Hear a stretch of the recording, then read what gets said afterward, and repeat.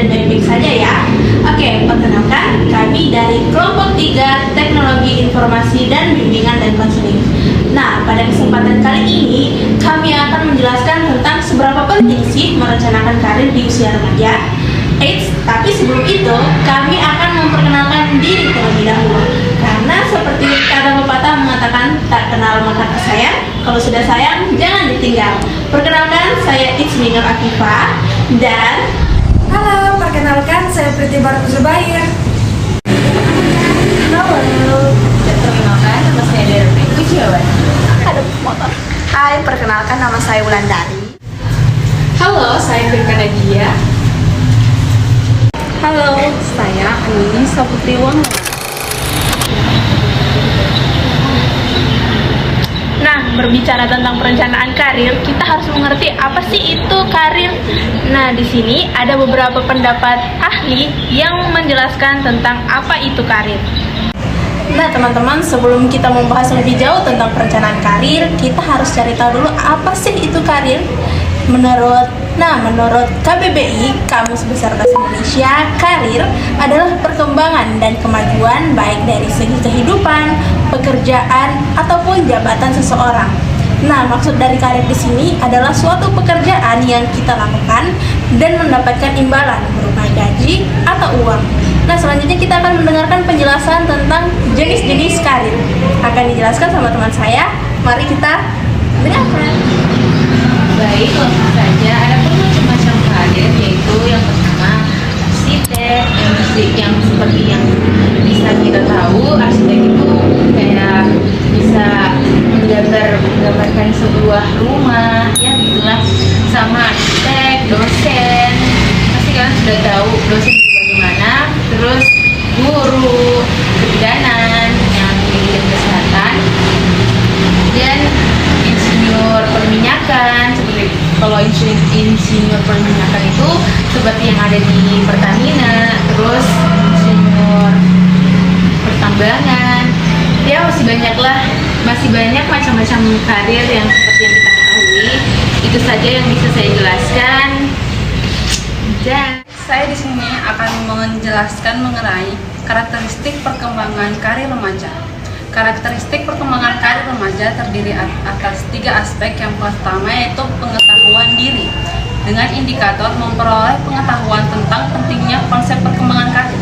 Yang kedua, mengembangkan pendidikan kejuruan, dengan indikator mengembangkan kesadaran tentang pentingnya prestasi pendidikan untuk melihat peluang karir.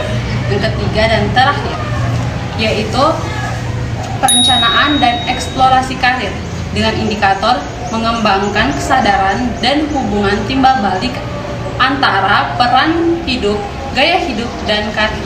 Saja dari saya, sekian dan terima kasih. Di sini saya akan menjelaskan mengenai jenis-jenis karir. Teman-teman, terdapat 3 jenis karir yang harus teman-teman ketahui. Yang pertama itu karir dari pekerjaan yang tidak terkait. Karir ini bisa kamu jalani terdiri dari berbagai jenis pekerjaan yang tidak berkaitan yang satu dengan yang lainnya. Misalnya, kamu menjadi seorang sales associate di dalam sebuah industri retail, lalu kamu menjadi seorang customer service di perusahaan IT. Yang kedua, karir yang berkembang dari satu pekerjaan.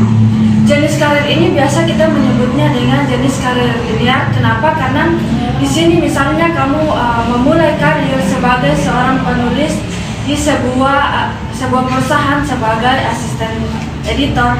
Lalu ketika kamu pindah ke perusahaan ini, kamu bisa menjadi contohnya ketika kamu bekerja di sebuah perusahaan sebagai asisten editor. Ketika kamu pindah ke perusahaan lain, kamu bisa menjadi editor. Yang ketiga yaitu karir dari pekerjaan yang berbeda dari satu industri. Misalnya bentuk karir ini kamu bekerja di satu industri tetapi menjalani berbagai jenis pekerjaan. Contohnya kamu memiliki tujuan untuk menjadi seorang artis director di sebuah bidang industri kreatif. Kamu bisa saja memulai karirmu sebagai seorang copywriter di sebuah agensi, lalu kamu juga bisa pindah sebagai videografer. Baiklah, saya akan menjelaskan sedikit tentang pengaruh karir di bidang sekolah. ada berbagai keresahan menunjukkan bahwa bidang karir pada siswa masih rendah. Berkaitan dengan pemilihan jenis studi lanjutan, pemilihan rencana pekerjaan maupun yang berkaitan dengan ketidaksiapan para lulusan siswa SMA dapat dalam memasuki pendidikan lanjutan atau kerja. Adapun kelebihan dan kekurangan karir, kelebihannya yang pertama, meningkatkan kesadaran diri sebagai faktor yang penting dan diperlukan dalam proses pembuatan keputusan.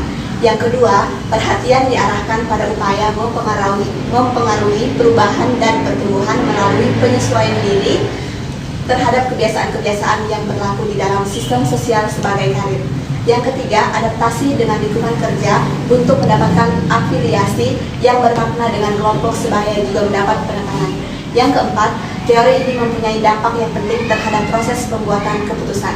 Adapun kekurangannya, yang pertama, dukungan dan empiriknya masih sangat terbatas. Yang kedua, ketiadaan instrumen yang cukup untuk teori ini. Yang ketiga, kekurangan jika bekerja di perusahaan adalah penempatan kerja yang tidak sesuai domisili, jadi harus pandai-pandai untuk beradaptasi di daerah baru. Yang ketiga, pegawai terkadang harus dimutasi keluar kota sesuai wilayah operasional perusahaan.